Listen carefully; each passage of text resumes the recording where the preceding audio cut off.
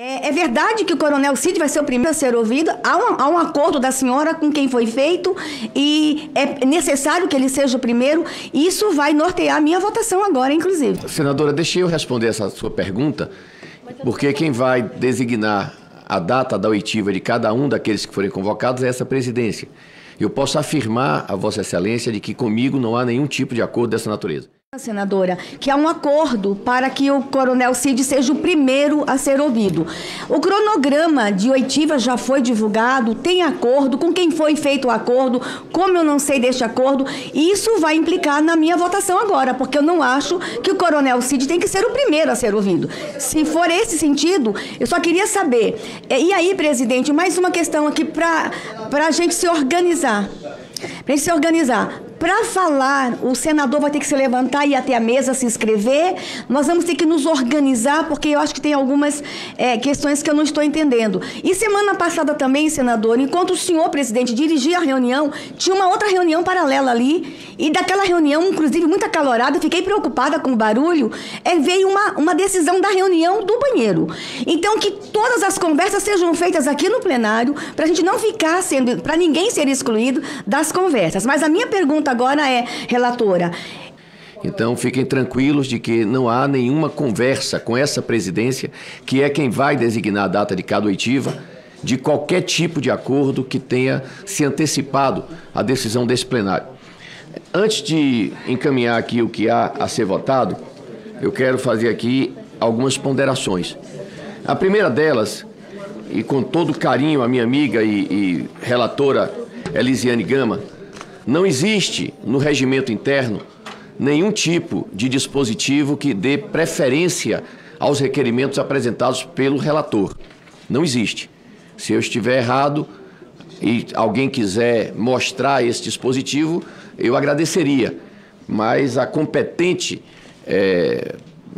parte técnica dessa comissão, os funcionários afirmam que não só não existe, como ao longo, o Leandro está me dizendo aqui que está há 13 anos aqui na CPI, acompanhando CPIs, e nunca viu em nenhuma dessas CPIs haver algum tipo de prevalência ou preferência para os requerimentos do relator.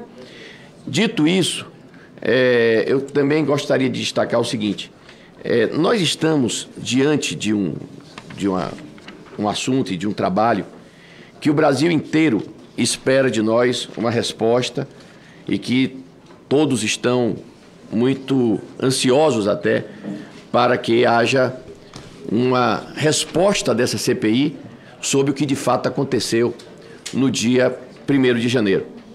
Eu quero dizer que, dia 8 de janeiro, que como praxe, em diversas comissões, inclusive a CPI da pandemia, requerimentos de informações foram aprovados sem restrições.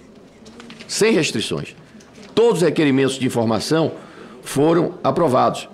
Porque esses requerimentos oxigenam a comissão com informações e dados e não prejudicam o direito de terceiros, como convocações ou transferências de sigilo o fazem.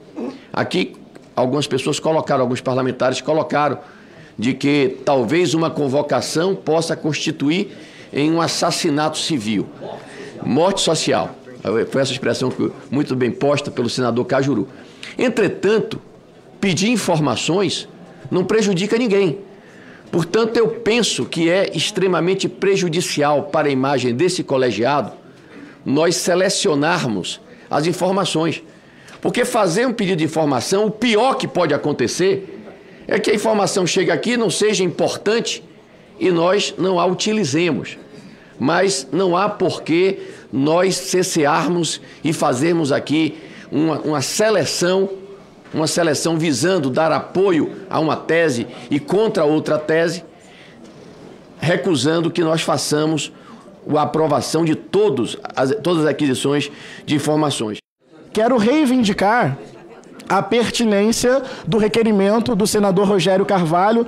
O deputado Rogério Corrêa falou, porque veja, Rogério, além do cartão de vacinação ter aberto uma porta para o Mauro Cid, para minuta de golpe, isso tem que ser investigado, tem um detalhe importante.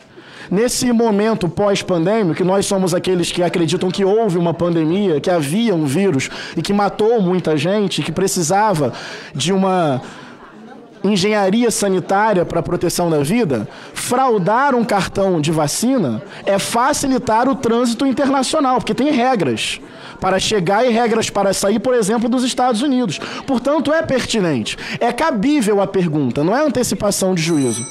Só pedir realmente, senhor presidente.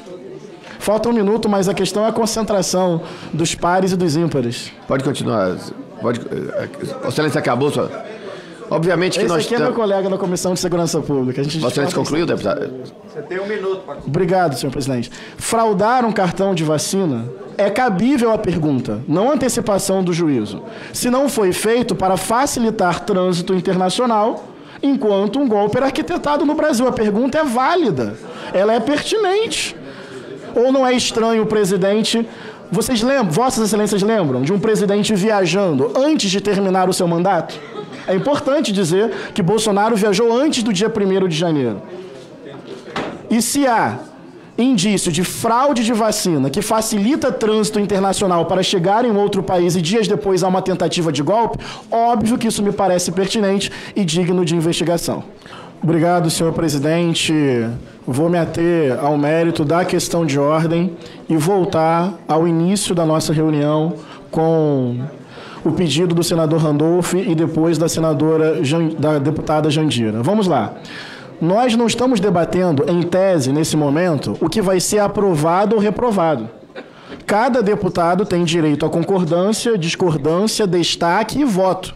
Então, esse é o primeiro ponto. Não estamos debatendo o que vai ser aprovado ou reprovado. Existe uma metodologia de trabalho.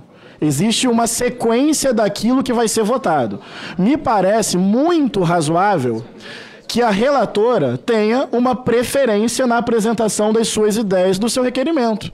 Ela é a relatora designada, ela vai apresentar os seus requerimentos, como consequência, o roteiro das chamadas, e cada deputado, se eu entendi bem, Jandira, Rogério, pode fazer destaque, pode votar favoravelmente ou não. Então não há aqui desequilíbrio, não há injustiça, não se passa por cima da competência que cada deputado e deputada tem de votar. O que se está colocando é o seguinte: faz todo o sentido, é muito coerente que a primeira leva de requerimentos seja apresentada por aquela que vai conduzir o trabalho, que é a relatora designada pelo próprio presidente. Então é sobre isso que nós estamos falando. E os outros requerimentos, o bloco que a Jandira falou intermediário e o último bloco, veja, continua a mesma prerrogativa. Votar favoravelmente, votar desfavoravelmente ou pedir um destaque dentro do bloco para emitir, assim, a sua opinião e o seu voto. Então eu queria muito que o presidente apreciasse o que foi colocado pela deputada Jandira e pelo senador Randolph, porque, em tese, esse é o mérito, ou deveria ser o mérito, de todas as questões de ordem até agora. É o plano de votação da sessão de hoje. E muitos requerimentos ainda vão ser colocados, vão entrar na pauta das próximas reuniões e por aí vai. Então, eu gostaria